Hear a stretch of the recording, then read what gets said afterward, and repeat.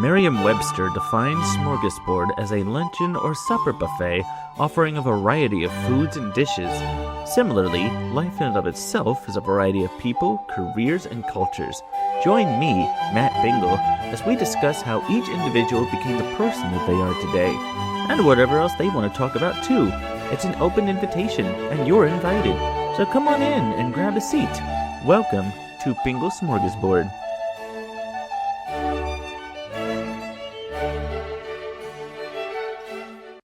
Welcome, everybody, to another episode of Bingle Smorgasbord. Come on in, grab a seat. Welcome to Bingle Smorgasbord. Nice of you to be with us. Today, we welcome a Canadian, our first Canadian. Yeah, nothing like some international flavor. Today, we welcome Bob Stutt, an amazing Canadian puppeteer. He was a puppeteer on the original Fraggle Rock, which already got me thrilled. He was Iggy Iguana on Under the Umbrella Tree. And he did a lot of other brilliant stuff throughout his career, but it's also just puppeteers talking shop, so if you're a puppeteer looking for tips, this is for you. We also talk about the 1982 special, The Fantastic Miss Piggy Show.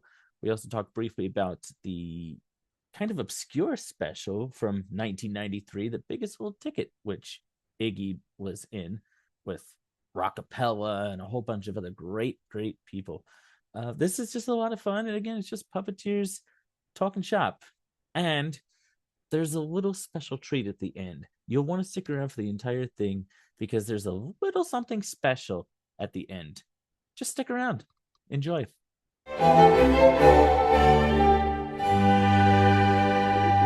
All right, Bob Stutt, welcome to the Smorgasbord. Lovely to have you here. I'm delighted. How you doing? Thanks, Matt. Doing great. Wonderful. I'm delighted that you're here. I've been a huge fan of Fraggle Rock for many years, so I'm extremely delighted. Huh.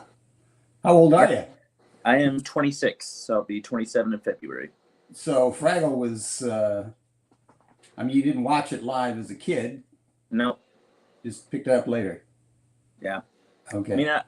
I came across it through the hit entertainment DVDs from the early 2000s. Okay. That's how I first came across it. I know some people came across it through the Hub here in the States a little later on, but it was the DVDs for me. Okay. Yeah. Even though I grew up towards the tail end of the VHS era. So yeah. I'm feeling old. Not how I was expected to do that this early on, but hey, fine. So you've been a puppeteer for a very long time. Is puppetry something you've always wanted to do, or was there something else you wanted to be when you were growing up? Yeah, no, I had one of those guys had no idea what I wanted to do when I grew up. And after I finished university with a degree in English literature, I still had no idea what I wanted to do. But the first job I got was in the library in Halifax, Nova Scotia. And they had a little puppet theater. And they asked me if I will, because I was the junior guy, they asked me if I wanted to do the puppet shows on Saturday morning. So me and Ronnie Guyash, the other library clerk, we started doing these Saturday morning shows, and we just used store-bought puppets and wrote our own little fractured fairy tales kinds of stuff. And I found out I had a bit of a talent for it, and I really enjoyed doing it. And, once you get a few laughs, you get pretty addicted to that cheap laugh pretty fast. And other libraries started inviting us to perform there. And the library actually sent me in 1976 to the Puppeteers of America Festival, which was in New London, Connecticut that year. And I went down and spent a week and got to see that this whole puppetry thing there's a lot more to it than I thought. Saw some amazing performers. And I started really getting into the puppet part of it. I moved to Toronto to go to graduate school and started taking classes with a puppeteer named Nicky Tilrow, who had the Frog Print Puppet Theater.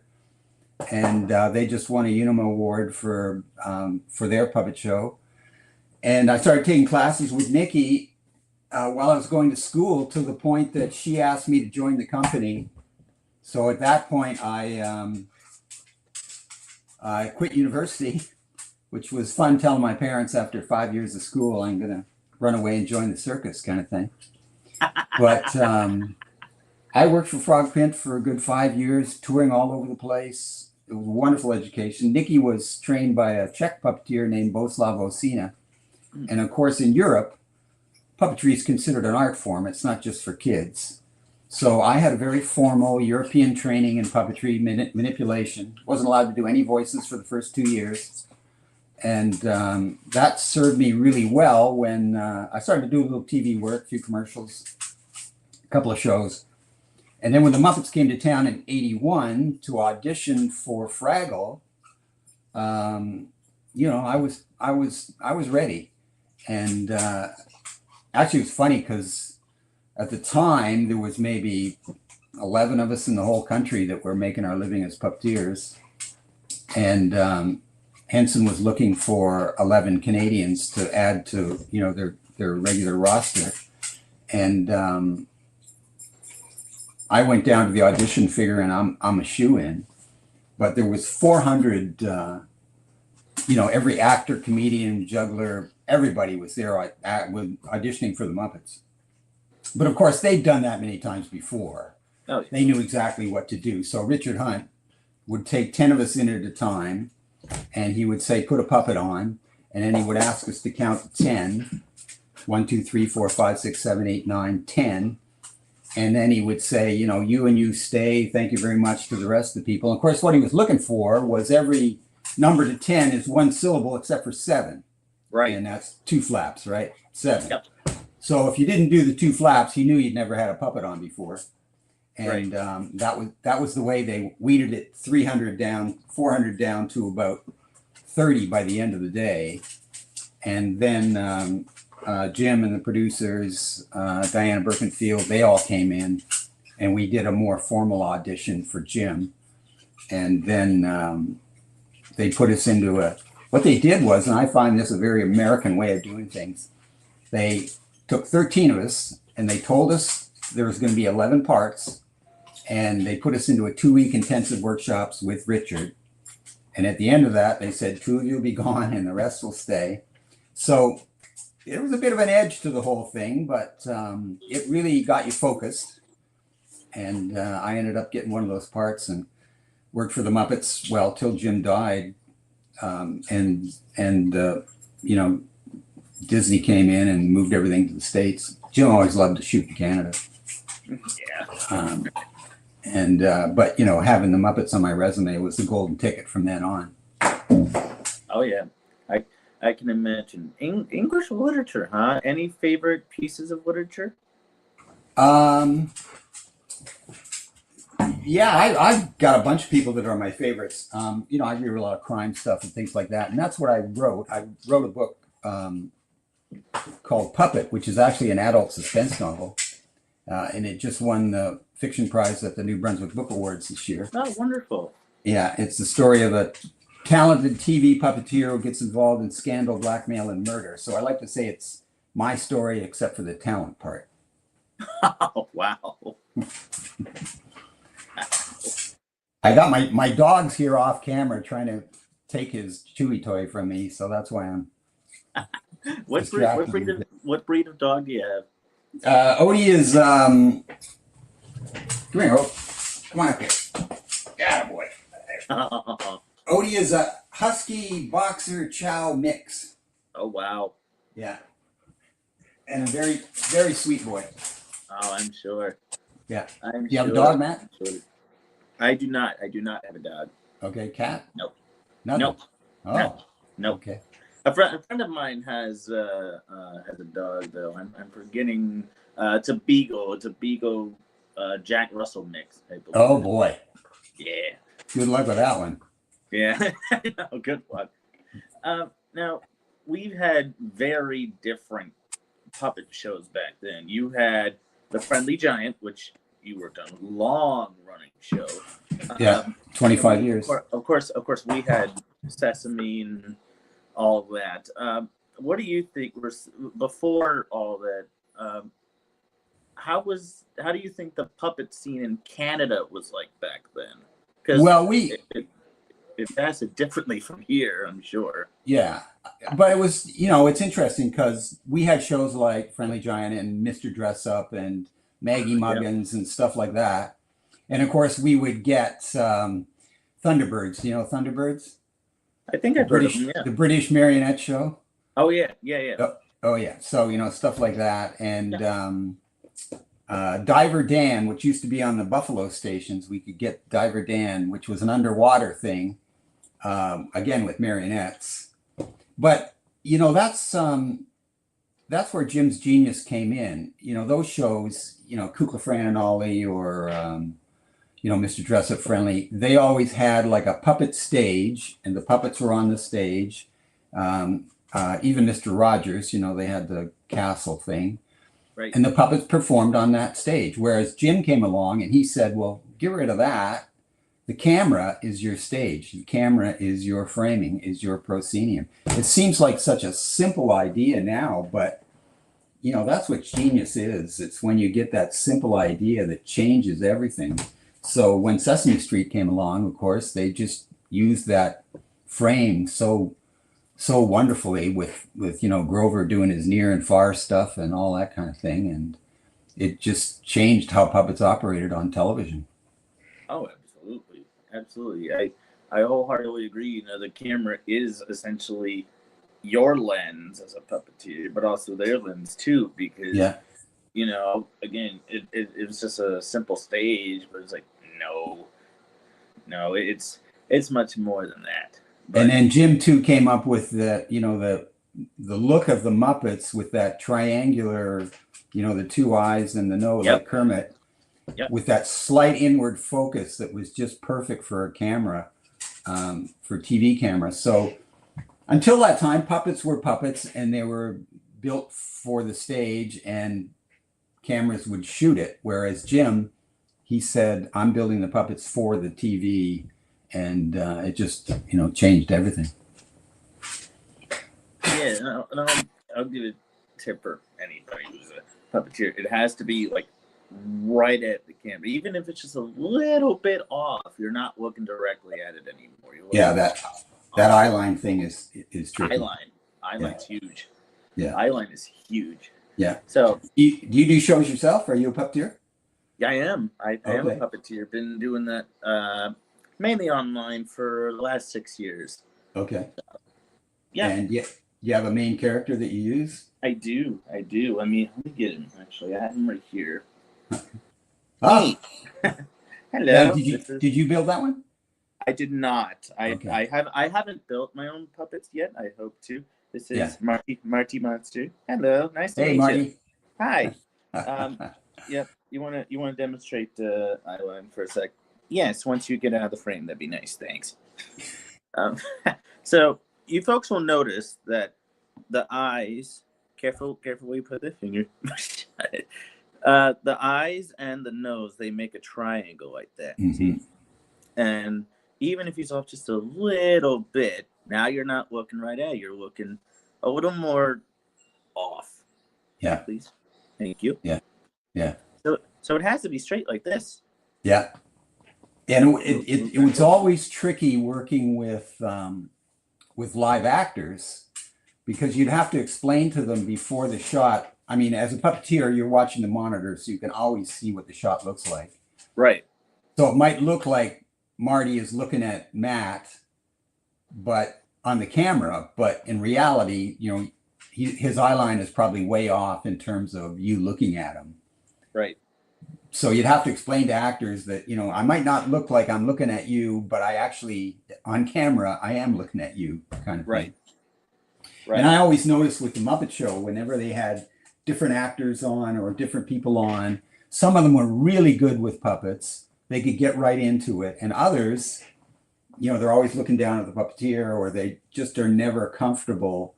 And you could never guess who was going to be good at it and who wasn't, but right. Some people just have a knack for communicating with puppets, and some people don't. Yep. But again, for those of you who are just getting into it, it's this triangle here with the eyes and the nose, and makes and you notice the eyes are slightly crossed to get that camera focus. Yeah. Slightly Yeah. crossed, but not a whole lot. Thank you for the demonstration, Marty. You're welcome. Yeah. I shall return. Okay, great. See you, Marty. Yep.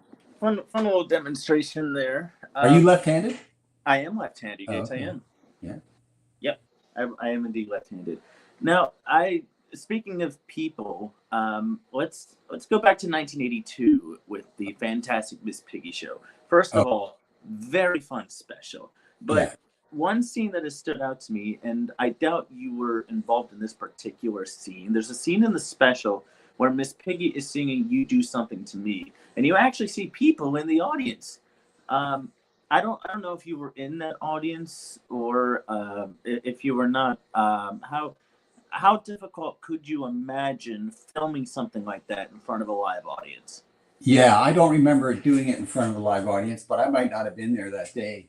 But my favorite story from that show, I'd worked with all the Fraggle guy, with Dave Goles and Richard Hanna and Jerry Nelson, Stevie Whitmire, and Jim. But that was always with the Fraggle puppets. So this was the first time that I'd worked with Miss Piggy and Kermit the Frog and Fozzie and Gonzo, the actual puppets. So they were shooting a scene in the control room, and Kermit is directing the show, and on his right side is Gonzo, on his left side is Fozzie Bear, and Jim was also directing the show as well. So they needed a lighting change or something like that. So, and I was just standing around watching that scene, and Jim got up and he came out and he had Kermit on and he saw me and he said, "Bob, take Kermit and hold him up in the shot so I can see the lighting from in the control booth." So he went into the control booth. Now I had always heard that Jim didn't let anybody put Kermit on. So I was amazed, but there I am in place with Kermit the Frog on my hand. And I got Dave Goles doing Gonzo on my right, and I got Frank Oz doing Fozzie Bear on my left. And we're up there, and we're doing the thing, and I can see in the monitor. And then Jim says, "Okay, cut. We're gonna change the lighting. You guys can relax." And Dave and Frank immediately go down. And I'm still up there because I got the camera still on. I could still see what I'm doing. And Frank Oz says to me, "Bob, you can rest your arm." And I said, "Frank, when am I ever going to have Kermit the Frog on my hand again?" Right. I am staying up as long as I possibly can. So that's one of the greatest puppet moments in my life. And unless you're a Muppet fan, you don't really get it. But No. To have Kermit the Frog on my arm was just wonderful. And he's the most simple puppet you can imagine. He's basically a sock with eyeballs. It's just, and yet Jim could do anything with that face, with the expressions that he could do. It's just fantastic.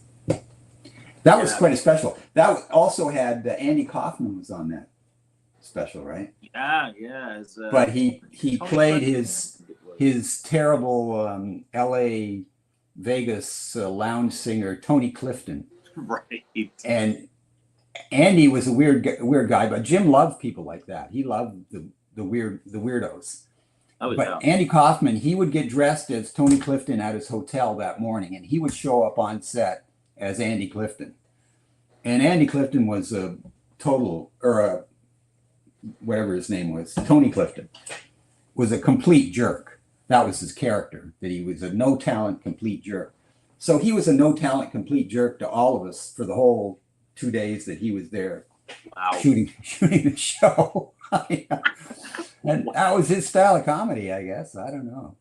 I guess. And of course, it was real comic. I think George Hamilton was the other. Right. Was the sort of love interest for Miss Piggy, and of course, Andy Kaufman and George Hamilton just had nothing in common. No. But that's what Jim liked to do. He liked to bring in those people who do that kind of stuff. And I guess that's why that worked quite well, because they had absolutely nothing in common. Yeah. No middle ground. So it's like all these different personalities, and it's like, hey, you know what? It works. Yeah. And Miss Piggy too. That was the first time I'd seen Miss Piggy, and she would come in and she would have her hairdresser with her. She would have her costume person with her. She actually did have a hairdresser. Yeah. Oh yeah. Wow. But Frank, he's still the funniest guy I've ever seen with a puppet on.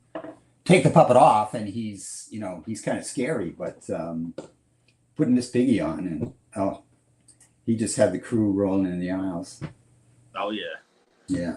Oh, I'm sure. I'm sure even when the cameras weren't rolling, surely. Yeah. Oh yeah. Oh yeah. That's when the real X-rated stuff would start. Yeah. Yeah.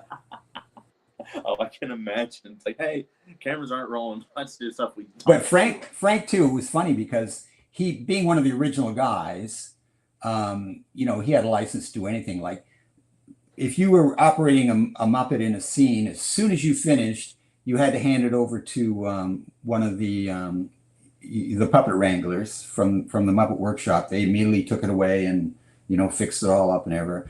And but Frank, he found that all a bit too precious, really. So he would take Miss Piggy off and he would just like throw her over his shoulder. So there was always somebody following Frank around to make sure that they would catch Miss Piggy. And he was doing that to make a statement that, like, these are just puppets. We're the most important people. Those are just the puppets. Although Miss Piggy would make a statement too. Yeah. Not that one, but a statement. Yeah. That's so fascinating because I always see, just the penguins being tossed around, we always had throwing puppets. Yeah. I love it. Fraggle was big for that. We had all kinds of throwing Fraggles in Fraggle Rock. Yep. The moment I was thinking of was after Tropical Heat Wave when the Muppets go to the movies. Yes. With Miss Piggy, and then they're just tossing all the penguins around. It's like, after it's yeah. like, yeah. Just wild. I can imagine. It's just Tony Clifton. What a character. Yeah. What a character. But let's move into Fraggle. One character that really stood out to me was the last of the Louie creatures in Red Sea Monster. Yeah.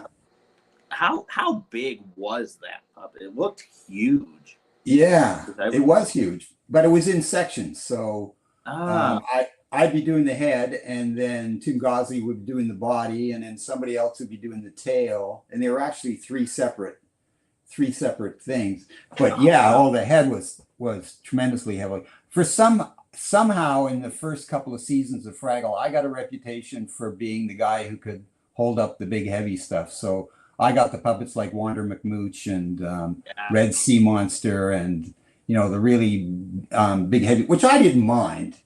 The biggest puppet I ever did was I did the original Canadian production of Little Shop of Horrors. So the Planet from Outer Space in the second act is 7 feet long, weighs 150 pounds, and you have to sing with it and dance with it and eat people and all that stuff. So, wow. Yeah. But of course, Muppets always had all the bodysuits, Snookums and all the. Yep. Yeah. Yep. And I think Richard was the original, did the original bodysuits for some of those guys. I think so. As soon as he moved up a little bit, he got out of that business because I don't know how Carol Spinney did Big Bird for all those years. My goodness. I don't either. I think it's amazing. And he roller skated. Oh yeah. Carol Spinney roller skated as Big Bird. Yeah. That was probably the biggest thing for me. It's like you're roller skating. Yeah. As Big Bird with that monitor inside. Can you imagine? Yeah. He was the Muppets were all really sweet, wonderful guys, but Carol Spinney was something special. I mean, he was the sweetest human being I've ever met. I got to work with him on the first Sesame Street movie, Follow That Bird. Oh. And I don't know if you know the opening of that scene, but it starts off with a huge American flag, and Oscar the Grouch gets up and they sing the Grouch Anthem. Well, I was one of the Grouches singing the Grouch Anthem with him.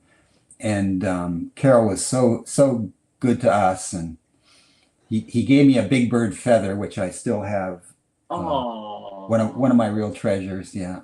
Oh, that's so sweet. Yeah, I loved in that scene the voiceover. Please stand for our national anthem. No, stay seated. Yeah, and to see that in the theater it's just great. Everybody watches their things on TV now, but in the theater that was just wonderful. Yeah. Right. And then in the Muppet movie, almost the same exact thing, with I think it was Fozzie Bear, was it America the Beautiful, I think it was. And Robin and he was like, should we stand? No. Yeah. No. Nope. Nope. Yeah. Now, speaking of the little creature, since he was the last one, he required peace and quiet to survive and didn't want to be disturbed and just wanted peace and quiet to survive. Why do you think that was? Yeah, I don't know. What do we do? 96 episodes, Mm-hmm. and Yeah. we're talking 50 years ago now. So, my recollection of any of this stuff, it's funny because I also did a show up here in Canada called Under the Umbrella Tree, which we did 300 episodes Yes. of. And Yes. I still get people, emailing me say, well, what, in episode 264, you said this or you did this, why was it? I haven't got a clue. I could look it up on the DVDs or something, but, my memory is shot long ago. I'm sorry, it's the specifics, episode 264. Yeah. And, the thing for me too, like my memories, for example, Muppet Christmas, which was classic. a classic. But for me, when I think about that, I think July, because we shot it in the middle of summer. So, right. Everybody else said, oh, well, that's Christmas for me. We're watching every Christmas. Well, for me, it's hot weather and it's a hot studio and it's all that kind of stuff. But yeah, everybody loves that. Watch out for the icy patch. Oh yeah, one of the best running gags I ever did. Yeah.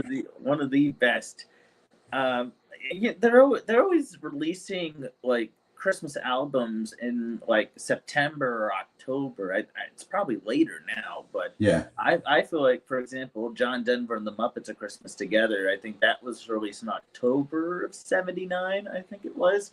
So like even Christmas albums you're recording in like May, June, July, that kind of oh thing. yeah, you have to do everything that far ahead. It's probably nothing new, but yeah, it's like hey, Christmas in July for me. Yeah. I mean, yeah. It really is Christmas in July because you filmed it in July. Yeah, singing Christmas carols and all that stuff. Yeah. Always fascinating. Yeah. Well, I guess there was one of my questions. Then I was gonna, speaking of Under the Umbrella Tree, I was gonna ask about the episode Baseball Fever, and not anything in the episode, but what it was like filming at the Skydome, because that's a beautiful stadium. Yeah. Oh, it was great. It was still fairly new at the time. I think it opened in what, '89?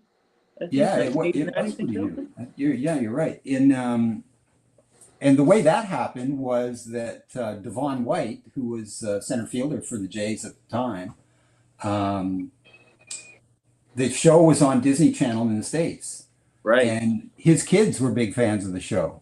Oh, really? So he actually got in touch with us and said, how'd you guys like to do a baseball episode and come shoot at the Skydome? And we said, yeah, we'll be there. So yeah, that's the only time I got to stand on home plate. When you watch baseball, you think, oh, home plate's sort of at the back near the stands. Well, it's not. It's like no, it's not 60 feet from the backstop, and you're right out there in the middle. And yeah, ran the bases, did all that stuff. And, that's. And Devon White was great, and he's a fabulous center fielder. But as an actor, I mean, we even had to have cue cards with his name on it to say, hi, I'm Devon White, so he can read them off. Yeah. Oh, another dog walking by, I guess. Same dog. I found it funny how Iggy ended up in Jacob's dream in the first place in that. Oh, yeah. Because even he's like, wait, how did you get here? Yeah. It's like just showed up. But yeah, I love that stuff. I love that little deconstructing stuff. I think I wrote that script. I wrote 80 of those shows. Oh, wow. Actually, Iggy, you know, he's right here behind me. Ah, there he is. And I'm doing a show with him. There's a new kids festival in August here in Fredericton, and they've asked me to do a show. So I'm putting a show together right now with. Oh, that's great. With Iggy, and then I have a Punch and Judy show using a walking bag stage. So I'm going to do that. I haven't done it in years, so I'm trying to get myself into shape, and I'm trying to rewrite it. But I've got 2 grandkids here in Fredericton. One's 4 and one's 2. So this will probably be my one chance to have them come and see Grandpa do his thing. So I said yes when they asked me. Of course. We'll see if I survive. Yeah. Of course. That's awesome. And that's really cool. You're still doing stuff with Iggy. I think that's really cool. Yeah, he's emceed weddings and he's wait, what? Yeah, oh yeah. He's emceed weddings? Yeah, he's a great MC at weddings. wait, what? We did a 50th anniversary party for somebody, and yeah. I'm sorry, he's emceed weddings. Yeah. Oh yeah. That's yeah. I love that, but that's just like what? Yeah. Iggy's persona, you know, it's a bit more adult for things like that. So he's basically an actor who played Iggy on the show, but you know, the real Iggy is a bit different. My alter ego. So I love that. Yeah. And I'm sure and it's kind of sweet too, because Noreen Young, who created the show and built all the puppets, and she passed away last year. So yeah, that was sad. Anytime I get to have Iggy on is or you know, I love it. Oh, that's yeah. I was quite sad when Noreen passed away. Yeah. You know what? She was sitting in a chair watching TV and mending a puppet at the time, and just had a massive stroke and was gone right away. So, man, that's the way I'd like to do it. Yeah, but one of the coolest things I think Iggy got to do. I don't know if you remember this. In 1993, there was a special called "The Biggest Little Ticket." And yes, Iggy was in that special as Little Star Echo. Yeah. Wow. Where did you see that? That's pretty obscure. I just came across it recently. And I was like, wait, Iggy's in this? That's cool. Yeah. I think every Canadian children's performer was in that. And we shot it at the Winter Garden Theatre in Toronto, which is just this fantastic old theater. And Iggy got to do a number with Jackie Washington, who's another sweet, sweet, sweet lady. So you did actually perform that in front of a live audience. We did, yeah. And okay, I wasn't sure. I got to share a dressing room. You know with how Fred some Penner. of those things are. Yeah. You know some of the things are. How different in that aspect? How different is it performing in front of a live audience compared to just in a studio, like filming for Under the Umbrella Tree or Fraggle Rock? Well, the biggest difference is, although for that one I did have a monitor, because it was primarily a TV show. But performing live, I mean, that's the thing. You don't have that TV monitor, and also if you flub a line, you can't just yell cut and start over again. But you know, live performing was something I did for years before I did the TV stuff, so I'm very comfortable doing both. Right.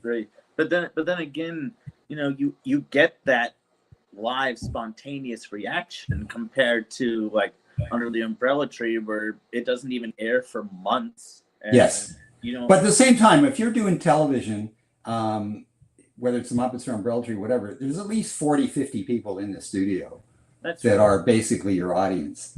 And you're always trying to crack them up. And like you say, when they stop rolling, that's when the really funny stuff sort of happens. Yeah. Or if, you know, you're shooting a shot and you see your head cruising the bottom frame, you know they can't use it. Then, you know, you sort of let loose a little bit. And, you know, the sort of adult version comes out. But there's, you know, there's a purpose to that too, because if you're shooting a TV kids show, the crew and the camera people can get kind of bored. But if they don't know what the puppet's going to say next, and they wonder what the puppet's going to say next, then it keeps everybody focused, and it actually, benefits the show a little bit to go offline. We had a wonderful director for a lot of this stuff. He was floor director on Fraggle, and actually was directed a few things at the in the last season. Wayne Moss, and Wayne passed away last year too. Oh, and dude. Wayne was just the master at knowing that fine line between letting the puppeteers get out of hand and letting the puppeteers,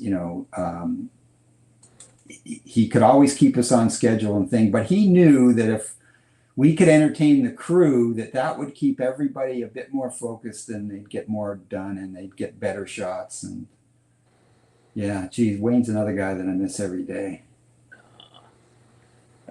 I didn't know that he passed. I knew Philip Balsam passed a couple of years back. Yeah, that's right. 3 years ago, I think. Yeah, that's right. Yeah, I know. I've got the big photo of the Fraggle cast and crew, and it's amazing how you can go through it now and say, well, this one's gone and this one's gone. Of course, Jim's gone and Jerry's gone and Richard's gone, and yeah. It's kind of sad thinking about it that way, though, because you just miss all these people. Like Noreen, we talked about earlier. Yeah. You just miss and we'll never see their like again either. No, not especially Jim. Jim and Jerry and Richard and Noreen, even again. And Jerry Jewell too, who was such an essential part of it. Jerry's gone. Yep. It's funny. I watch Muppets now, and I still like the stuff they're doing. But for me, it's like watching Elvis impersonators. They might be really good, and they might be just as good as Elvis, but it's not Elvis. Right. So, yeah. The guys do a great job with Piggy and even Kermit, but it's not Jim and it's not Frank. No, and that's why I like watching some of the older Muppet stuff too. I mean, the new stuff is great. Love the new Muppet Show. The new special that was on earlier this year. Yeah. It was. Are they going to do more with that? I know it's been nominated for 6 Emmys, but there has been no official word about whether it's been because it was kind of a pilot. It's going to be a series or not, which a lot of people are saying it needs to be. Hopefully the Emmy nominations will be the push that Disney needs to renew this, because it did quite all right in the ratings, actually. Yeah. Which is important, but I wholeheartedly have to agree. When you're watching like the original Muppet Show, there was just something special about it. I mean, and part of that was the times itself. I mean, nobody'd seen anything like it before, the sense of humor and stuff. But even then, the landscape of television as a whole has changed so much. Oh yeah, absolutely. I mean, these big things. We got streaming, of course. We got all that. But my parents have always told me, we didn't have that. We had. I'm trying to remember. I think they've always told me they had 3 channels, maybe a 4th, maybe PBS if you got lucky. ABC, that's American for those of you who are Australian. We're talking American here. Let's not get it mixed up. Yeah. CBS, and NBC. Those are the 3 main channels that they had. Yeah. And PBS if you got lucky. Yeah. But and I was lucky as a Canadian because we basically only had 2, but I lived right near the American border, so I could pick up the Buffalo stations, and I could get NBC and ABC and see the American stuff. Yeah. Well then again, the Canadians got luckier than us, because the Fraggle aired on the national network. Ours aired on HBO. HBO, yeah. When HBO was really very rare down there. Yeah. Yeah, but they've done this tour and just finished an off-Broadway run for Fraggle Rock Back to the Rock Live, which I must say, I went to see it about a month ago in New York, and it was amazing. The walk around was really, really good. But I felt like that was a huge missed opportunity in like the early mid 80s, let's say 1985 in Canada. solely in Canada because you had a bigger audience there. Yeah. I just felt like that would have been really cool to see because you had the Muppet Show on tour at that time. Of course, you had Sesame Street live here in the States. You had Muppet Show on tour at that time as well. I think a Fraggle Rock live show really would have worked in Canada in like '85. I really do think so. I don't know why, but it's like it's just that it aired on the national network, and you had a bigger audience in Canada than here. Not to say our audience was small here in the States, but it was much bigger in Canada. Yeah. Much bigger. No, it became a real Sunday night event, just like the Muppet Show, I think. In Canada, yeah. Oh yeah, huge. So speaking of Canada, one special not with Iggy, but I want to take you back to 1990 with Basil Hears a Noise. Oh yeah. Now you did Basil, but it wasn't until like 1996. Yeah, Tim Gosley was still doing Basil for that one. Right. But that special was really cool because Elmo was a guest star in Elmo that came special, up, which very cool. Now, mind you, folks, this was before Elmo kind of became the mainstay that he is now.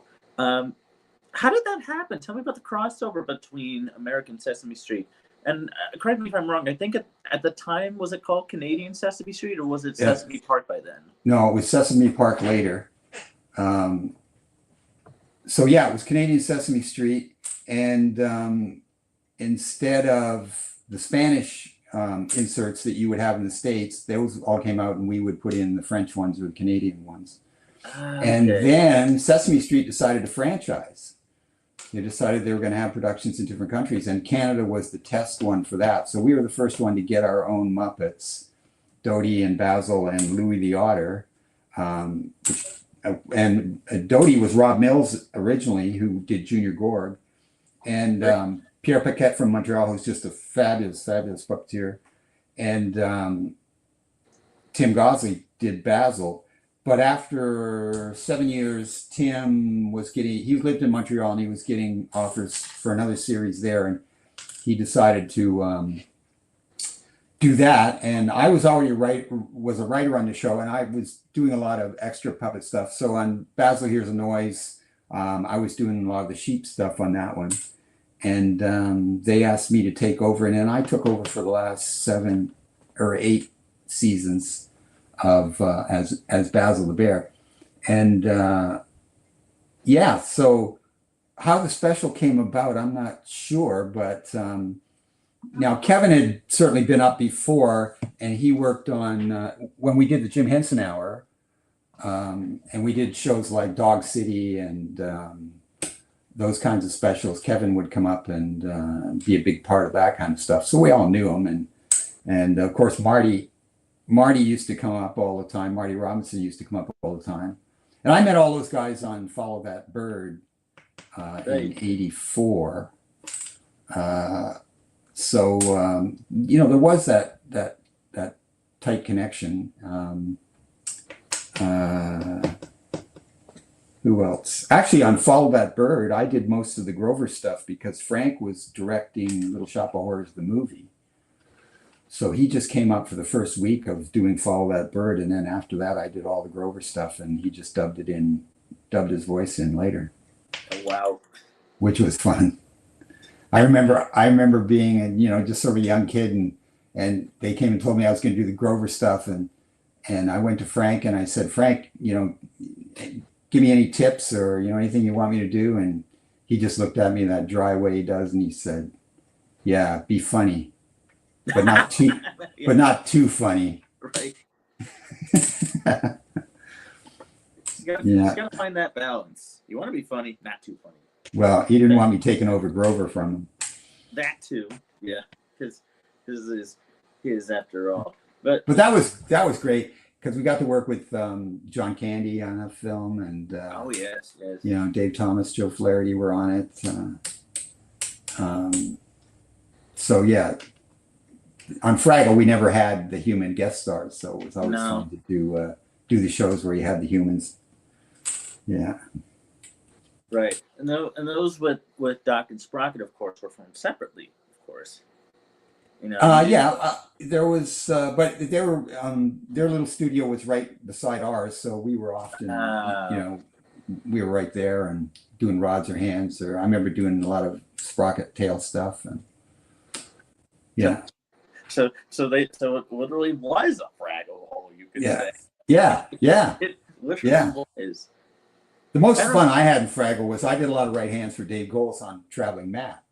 And of course, we go out all over the place to shoot the Traveling Matt stuff. And then one season, and we would shoot that the week before everybody came back to go in the studio. We'd do a week worth of Traveling Matt stuff. And Dave was in England, his girlfriend at the time, and her father had died, so he couldn't make it. So they asked me to do the Traveling Matt stuff for that season. And one of the ones we did was on the roof of the CN Tower. So it was at the time the tallest freestanding structure in the world. I remember we had to sign a release that if we got blown off the top, it was not their fault. So there we were on the roof of the restaurant on the CN Tower, and Traveling Matt is planting the Fraggle flag because he supposedly has climbed the whole thing and he's planting the Fraggle flag. Yes. So they sent up from the States the longest camera lens in North America. They had to send it up from Florida, and they put it on the Bank of Montreal building, which was like half a mile away, and the second tallest building. And they could actually, with this lens, they could zoom in close on the puppet. So they started in close on the puppet. You see this shot in the show. And then they pull wide and they pull wide and they pull wide and they pull wide until you could see the CN Tower and all of Lake Ontario with a little Traveling Matt at the top. Yeah. Wow. That's what you do when you got a budget, Matt. Right. Half a mile. Yeah. Whereas, under the umbrella tree, we shot in an old truck garage and we did 2 15-minute shows a day, right? Right. Whereas in Fraggle, we did half an hour a week. Yep. Yeah. Literally a 30-minute work week. Yeah. Quite literally. Now, some people, like myself as a puppeteer, we have parts or traits of ourselves portrayed when performing the puppets, kind of quirks of ourselves. What are just in general, what are some of the biggest, quirks of yourself that you have portrayed in your work over the years, just in general? Yeah, well, Iggy's the closest to me, I think. The difference I find with puppeteers and their puppets, though, is a lot of puppeteers I know are they're not introverts, but they're more on the shy side than and that's why we got into the business, because we could have the puppet but still not have ourselves out there. And I think the biggest example of somebody who's so much like their puppet is Kermit and Jim. Jim was Kermit and Kermit was Jim. The big difference there was that, Jim never lost it, whereas Kermit sometimes would just, when it became overwhelming, he'd just lose it. Whereas Jim was never anything but a calm, in control figure. But the two of them, even their voices and everything, it was just, If you knew Kermit, you knew Jim, kind of thing. Yeah. Which going back to Fantastic Miss Piggy Show earlier, that must have felt strange because, as you said, Jim usually would never let somebody else have Kermit on. Yeah. So it's like, wait, this isn't normal. Yeah. Yeah. This isn't normal. Yeah. Hey. Yeah. Well, I think it was more that the puppet wranglers and the people looked after the puppets didn't want anybody else touching them. But Jim sort of got to me before they could get to him, kind of thing. And he just said, put it on. And of course, nobody ever said to Jim, oh, you can't do that. No. That's fair. But boy, when you get to have that kind of fame, it's tough. Like a couple of times, We shot Fraggle at the Yorkville Studios right downtown Toronto, right in the very heart of Toronto. So at lunchtime, we'd go out. There's lots of restaurants around and stuff. And he would occasionally invite us to come along with him. And, just for Jim to walk down the street, you just see people's heads double taking. And then in the restaurant, you can just hear everybody whispering. And, Sure. for he was oblivious to it all. And I guess that's what you do when you become that famous. It just sort of runs off your back. But boy, I wouldn't want that kind of scrutiny. That's for sure. No, I don't think I would either. But you could also say the same thing about Carol Spinney and Big Bird too. Yeah, you really could. Even Big Bird sometimes would lose. Not much, but he occasionally would too. But I think like Jim Kermit, I think a lot of people would say Carol Spinney and Big Bird as well. Oscar, maybe, but I feel like it's more Carol Spinney and Big Bird. Yeah. But you'd have to be have a certain puppet knowledge to connect the two to have heard of Carol. Whereas even people who didn't know puppets, they recognized Jim Henson because he was the face of the organization. Right. Yeah. Absolutely. Yeah. Absolutely. So, Big Comfy Couch. That must have been quite interesting because you were Molly and Snizzle Fritz and the Dust Bunny. The thing is, Molly didn't speak. Yeah. How do you convey emotions through a puppet if you don't have any dialogue? Well, I think that's what puppets are all about. Puppets are movement. It's a movement art. And if your puppet's movement isn't honest, then like if the puppet says, "Oh, I'm feeling really sad today," and he's bouncing around and whatever, you're not going to believe what he's saying. But if he's got his head down and his shoulders hunched and walking slowly and says, "Oh, I'm depressed," then that's what you believe. So and like I say, with Frog Print Theater, our shows were all pretty well no dialogue, so it was all movement oriented. So for me, and glove puppets are what I started with, as opposed to Muppet style, hand and rod. Right. So I have a real affection for that art form, and nobody does it anymore. So to be handed Molly and be able to do that I just loved it. Now, I didn't love being under the couch. That was the most uncomfortable. I was lying flat under the couch. I had my arm through about a foot and a half of foam. I had to have somebody, help me in and help me out, all that kind of stuff. And I'd spend 8 hours a day stuck under that stupid couch. But, wow. And it was Cheryl Wagner and Rob Mills, both puppeteers, who developed the show and created that position, which they were always embarrassed about and always apologized to me for. But so, and that show, because it was a budget too, Muppets build everything 3.5, 4 feet off the ground. So everybody works standing up, which is ideal. But if you have a budget, you can't do that. And if you have live actors, which in Comfy Couch we did, we had Lunette and Bedhead and Granny. Yep. So the garden set, when I was puppeteering Snickle Fritz, I was literally lying flat on my back or stuffed behind a bush or any of that stuff. So on Comfy Couch, the most fun we had was Rob Mills and I did the Dust Bunnies, Fuzzy and Wuzzy. And they appeared in every episode. Lunette would drop something off the couch, some kind of prop, and then you'd pan down to the Dust Bunnies and go under the couch, supposedly. And then the Dust Bunnies, who didn't speak either, they were all pantomime as well, would take that prop and do something silly with it. So we'd shoot all those episodes in 2 days for the whole season. Wow. And it would just be Rob and I in the studio, and they built on stands a set that was the bottom of the couch. So we could actually work standing up doing the Dust Bunnies. And we didn't have any script. We just had the scripts that said, Lunette drops a hairbrush under the couch, or Lunette drops a ball under the couch. And that's all we had to work with. And then Rob and I would just ad lib.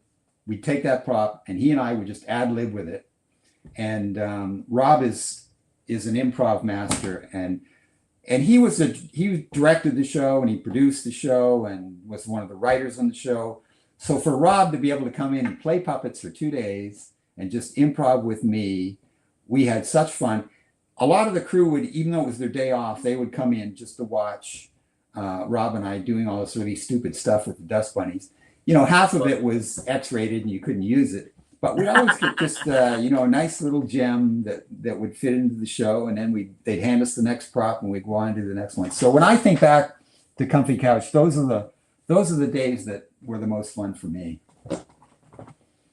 Sounds like it to me. And I think you brought up a good point. I think improv is a fantastic skill to learn if you want to be a puppeteer. And I've been, because I've had guests who are puppeteers. Like I've had a couple puppeteers on the show before, not any big ones yet, not like you, but we talked about character development versus voice, which one to do first. Character development by a long shot.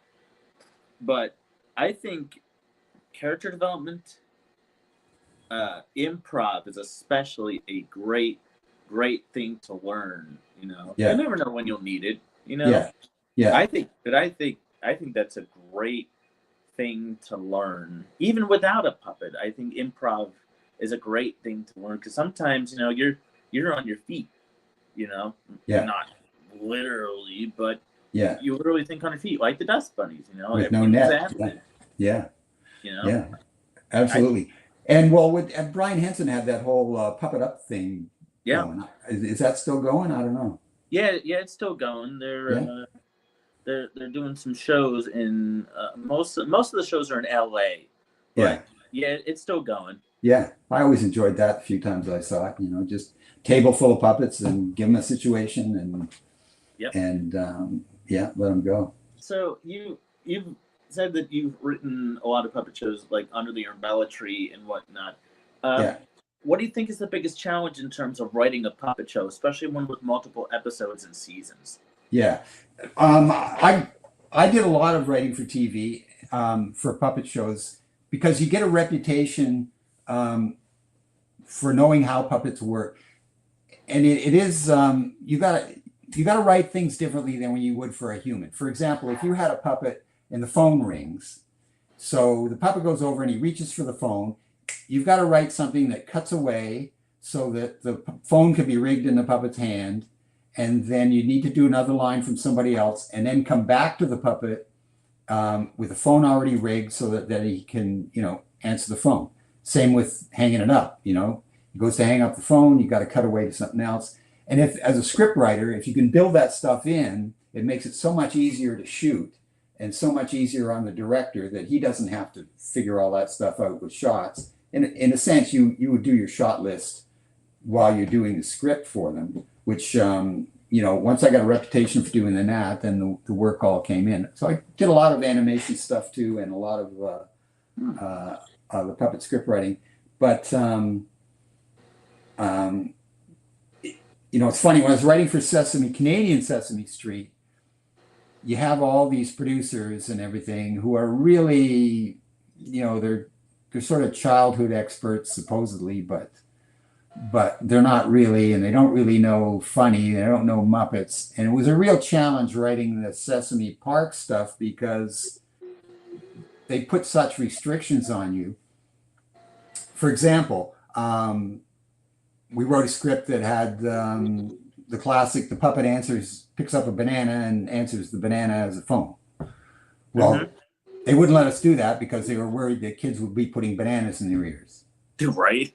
Yeah. And you're going, yeah, come on. Or they would say, I would write a line. I get a lot of, in those days, my kids were like 4 years old or 5 years old. And my daughter would say something to me and I would say, wow, there's a great line. I would write it down. And then I'd put it in a script. And they would say, oh, you can't put that in a script because no 5-year-old would ever say that. Well, it was my 5-year-old who said it in the first place.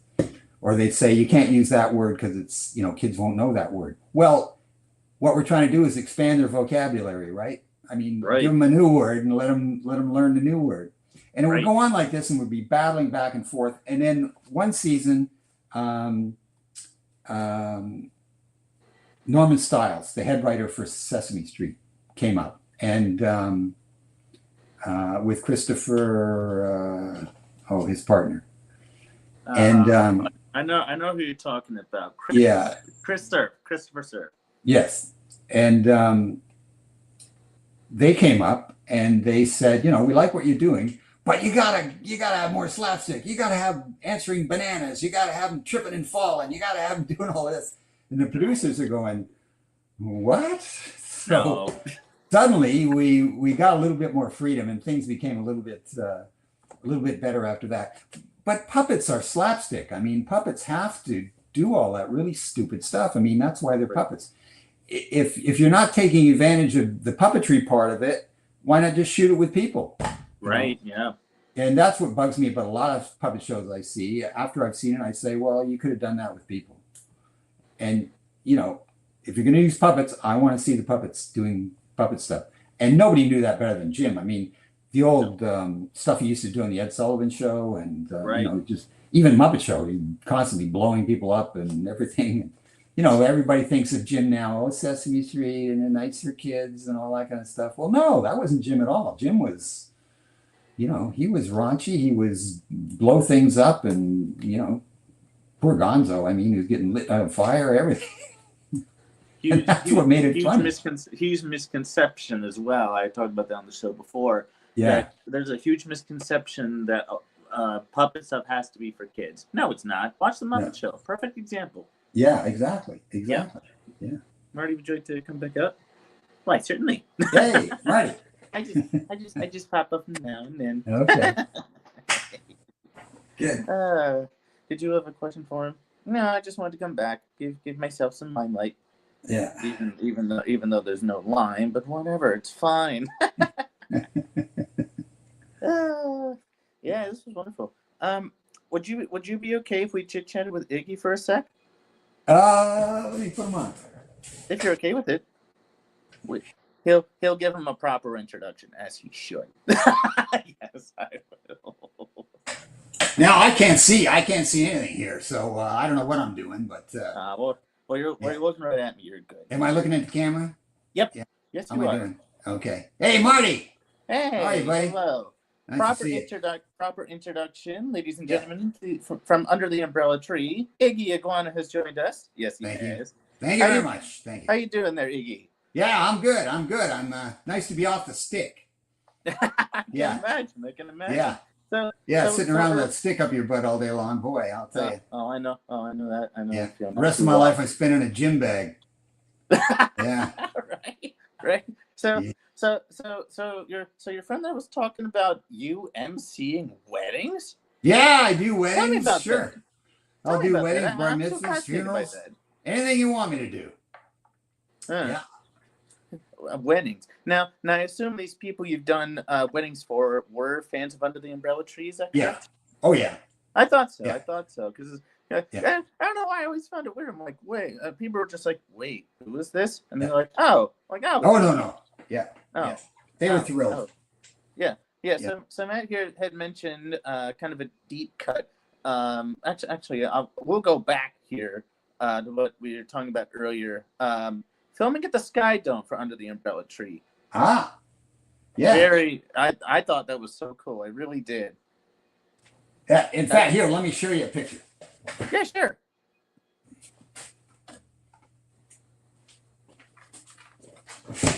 Yeah. So there's Look at that. me and Devon. Oh, that's so cool. I was giving him tips on how to hit. Yeah. That's great. And this was like the pinnacle of Blue Jays baseball because they won the World Series in '92, and then they won it again after it aired in '93. That's right. So I think.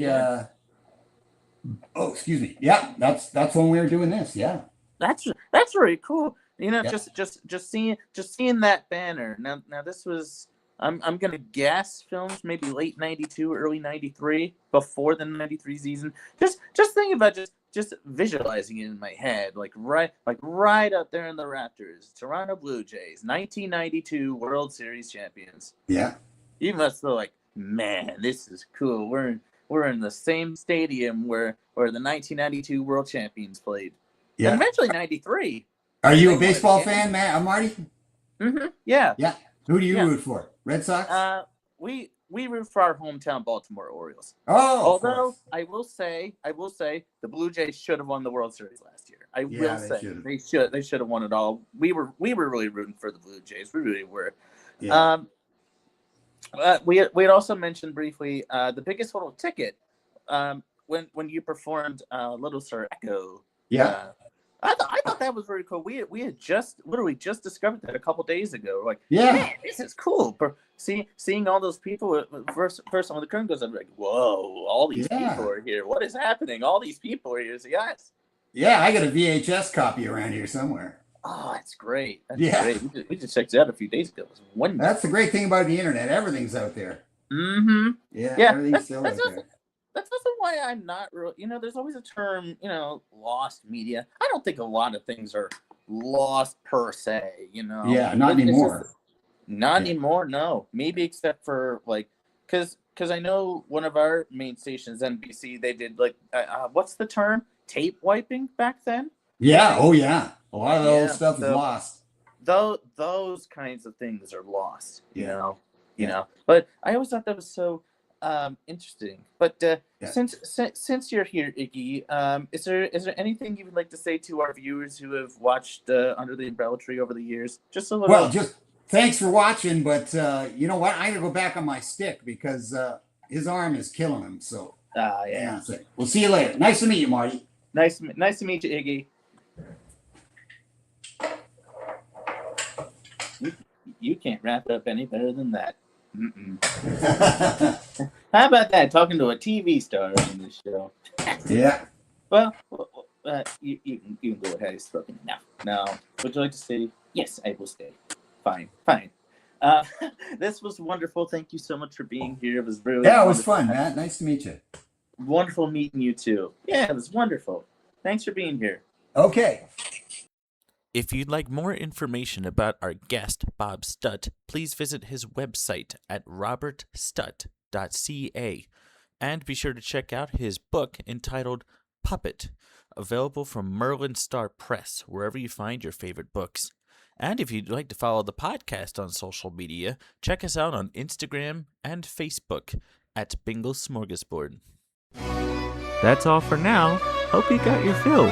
Join us next week for another fun-filled, enchanting, and exciting episode of Bingle Smorgasbord. Thanks for visiting. So long.